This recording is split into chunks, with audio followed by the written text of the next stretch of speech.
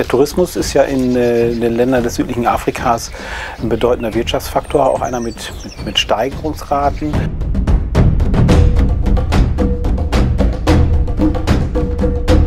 Diese Form des Tourismus ist natürlich eine, die sehr stark auf die Landschaftseigenschaften abzielt, wo es um Safaris geht, Wild Animals, dass Exotik und Kultur kennengelernt wird, Touren mit dem Hubschrauber, Rundflüge, Bootstouren und gucken dann abends Sunsets an und nehmen dann so Gin Tonics und andere Dinge zu sich, genießen halt das Leben im südlichen Afrika oder in den Ländern des südlichen Afrikas.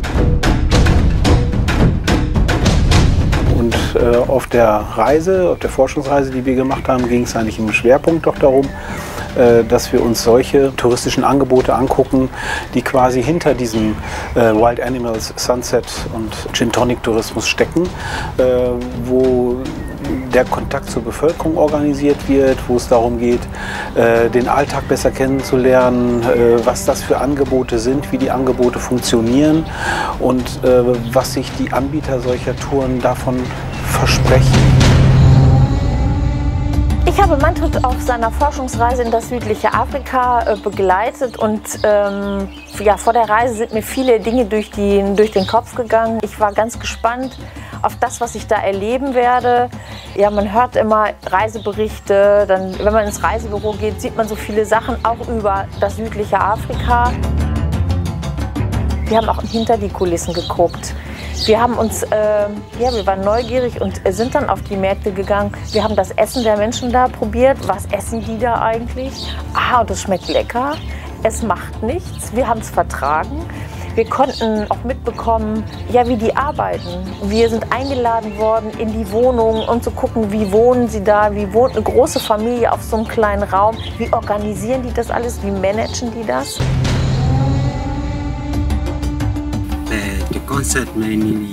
Das Konzept der Living Museums ist eine authentische Darstellung von traditioneller Kultur der namibischen Volksgruppen.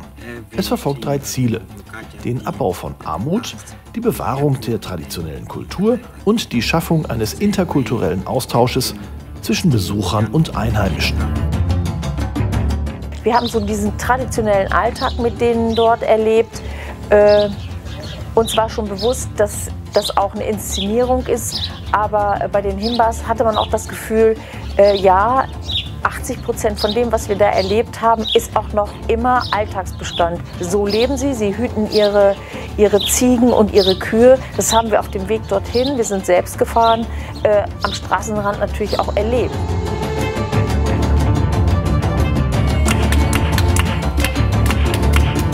Und den Touristen, so wie es uns mitgeteilt worden ist, gefällt das ganz großartig. Die sind ganz begeistert. Am Schluss kann man noch dann irgendwie so ein bisschen Souvenirs kaufen. Das gehört immer dazu. Die meisten haben auch ein Campingsite dabei, dass man da übernachten kann. Also eine sehr stark an den touristischen Bedürfnissen orientiertes Angebot. Das Interessante an den Village Walks war, dass sie häufig auch zur Diversifizierung der Tourangebote von den Lodgen dienen. Das heißt, die Lodgen machen dann Game Drives, Bootstouren, Rundflüge und dann ist aber eben auch ein Angebot immer so ein Village Walk. Und das beinhaltet meistens, dass man zu einem in der Nähe der Lodge liegenden Dorf fährt, da mit Bewohnern in Kontakt kommt, die einem dann ihre alltägliche Lebenspraxis zeigen. Zum Beispiel haben wir gesehen, wie dann Maisbrei hergestellt wird. Wir haben eine Familie in Simbabwe gesehen, die in ihrem Homestead lebt, mit einer großen Menge von Verwandten. Da wohnen dann 14, 15 Leute auf so einer Homestead.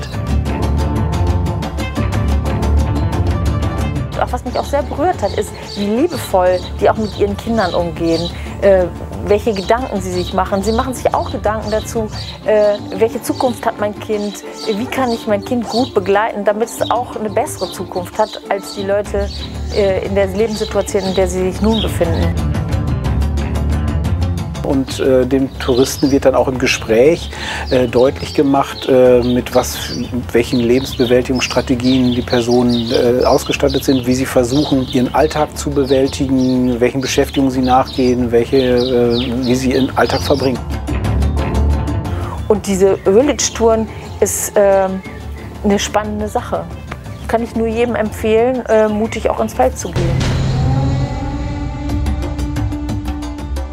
Ja, eine sehr stark, schon sehr intensiv untersuchte Form des Tourismus ist natürlich der Township-Tourismus. Da haben wir in Kapstadt, Windhoek und auch in Dar es Salaam Touren besucht. Und das ist eben auch eine Tour, die sehr stark darauf abzielt, das Alltagsleben, die Entwicklung von Townships zu zeigen, die kulturelle Komponente in den Vordergrund zu stellen, zu zeigen, wie diversifiziert das Leben und die Wohnsituationen in den Townships sind. Die Besuche in den Townships fand ich sehr spannend. Wir sind in einem Bürgerzentrum gewesen, wo viele kleine Läden waren, wo auch Kommunikationsmöglichkeiten für die Leute, die im Township leben, stattfinden kann. Im Township selber gab es Räume, wo Künstler ihre Kunst präsentiert haben, wo sie auch die Kunst direkt vor unseren Augen gemacht haben. Was ich dann ja auch immer spannend finde, ist, die lokalen Märkte zu erleben, weil auf dem lokalen Markt kann man sehen, was die Leute essen, wie es hergestellt wird, wo kommt es her, was machen die alles, auch die ganzen unterschiedlichen Gewürze, die man hier nur schwer bekommt. Dieser Township-Tourismus ist halt auch eine Form, der bei den Touristen unheimlich gut ankommt, wenn man bei verschiedenen Anbietern im Internet guckt, wie die Touren bewertet werden, aber auch unsere eigene Untersuchung nimmt, dann sind die Leute komplett begeistert. 99% unserer Gäste sagen, das Beeindruckendste an der Afrika-Reise war die Township-Tour. Die Besucher freuen sich sehr über diese Tour. Die Besucher der Tour sagen immer, es zeigt die richtigen Gesichtspunkte der Stadt. Also so, wie die Menschen hier in Realität leben. Es ist fantastisch. Deswegen sage ich auch immer, deswegen danke ich zu Gott für diese wunderschöne Möglichkeit.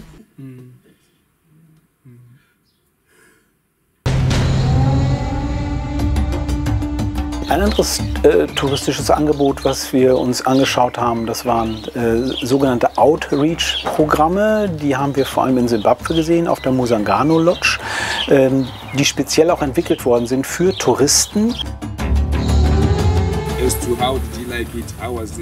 Mit dem Outreach-Programm haben wir für die Besucher von Musangano ein einzigartiges Angebot geschaffen. Es ging darum, die Leute aus der Komfortzone zu holen, die Touristen mit den Zimbabwern in Kontakt zu bringen, also mit dem normalen Leben in Simbabwe.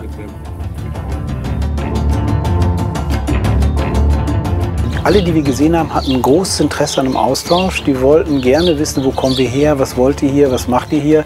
Also ein Tourangebot, was fast schon Bildungscharakter haben sollte für die Touristen und wo eben auch nicht nur ein monetärer Hintergrund war, sondern wirklich auch der Hintergrund zu klären, so hier sind wir jetzt in Simbabwe, so sieht das bei uns in Simbabwe aus und das ist unser Leben. Tourismus heißt Tourismus. Entweder Masstourismus oder alle kommen an und knipsen Elefant, Sundowns, Gin and Tonics. Das ist langweilig. Und viele Leute wollen das nicht mehr. Die wollen mehr wissen, wie lebst du hier? Was heißt Benefit? Was heißt Überlebung? Was heißt Reichtum und Armut? Nicht nur komm, Foto, tschüss, Geld, sondern auch Austausch. Hier Wissen, das Wissen. Wenn ich jetzt die Tour nochmal Revue passieren lasse, die wir gemacht haben und welche Erkenntnisse und Einsichten wir gewonnen haben, dann ist das eine sicherlich, dass wir sehr starke Unterschiede zwischen den verschiedenen Tourformen in den Ländern des südlichen Afrikas gesehen haben. Es gibt also eine große Bandbreite, wie verschiedene Organisationen versuchen, den Besuchern das Land, die Menschen und die Kultur näher zu bringen. Interessant war es natürlich auch für uns, die Mechanismen und Vorgehensweisen zu sehen, wie die Touren organisiert werden, wie bei den Besuchern der Alltag präsentiert wird, also wie die Touranbieter versuchen, Authentizität herzustellen, dass man zu Fuß geht, dass lokale Führer eingesetzt werden, dass eigentlich alle Sinne angesprochen werden, also riechen, sehen, schmecken und fühlen und dass dadurch ein sehr starker Charakter entsteht, wie diese Touren bei den Touristen ankommen.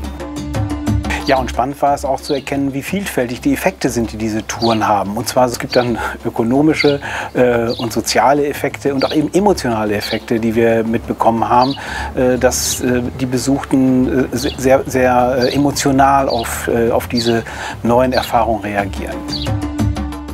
Ja, und schließlich konnten wir bei den Touren und bei unseren Analysen auch gut erkennen, wie dieser Community-Based Tourismus funktioniert. Denn natürlich wird durch die Touren die Teilhabe am ökonomischen Leben verbessert, aber der Verdienst oder das, was dabei herauskommt, ist in monetärer Sicht natürlich sehr gering und nur ein kleines Zubrot für die Guides und deren Familien.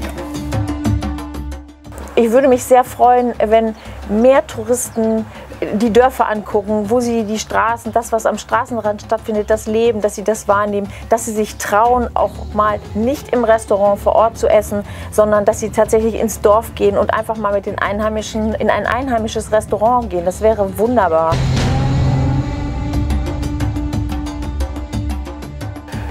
Zum Beispiel die Frage nach den Wirkungen der Touren auf die Identität der beteiligten Akteure und der jeweiligen Gesellschaften, die besucht werden oder die besuchen. Was machen die Touren mit uns und was machen die Touren mit den Personen, die besucht werden? Ja, und kann man eigentlich das, was wir da gesehen haben, noch als Tourismus bezeichnen? Ne? Ist das, und wenn das kein Tourismus ist, was ist es denn dann? Ist es dann Bildung, soziale Arbeit oder Entwicklungszusammenarbeit? Und eine bislang noch gar nicht untersuchte Frage ist auch die, welchen Stellenwert diese zum Teil sehr intensiven körperlichen und emotionalen Erfahrungen bei der Herstellung von Authentizität haben. Also an welchen Stellen der Tour bekommt man eine Gänsehaut? Wann ist man als Tourist gerührt oder wann ist man traurig? Welche Atmosphäre wirkt an welchen Orten wie auf unsere Wahrnehmung? Und bei solchen Fragen stehen wir noch ganz am Anfang der Forschung. Das Schönste war, dass diese Menschen mir so offen begegnet sind und ich denen auch offen begegnen konnte, selbst mit meinen Vorbehalten oder meinen Ängsten, die ich vielleicht vorher ein Stück weit hatte.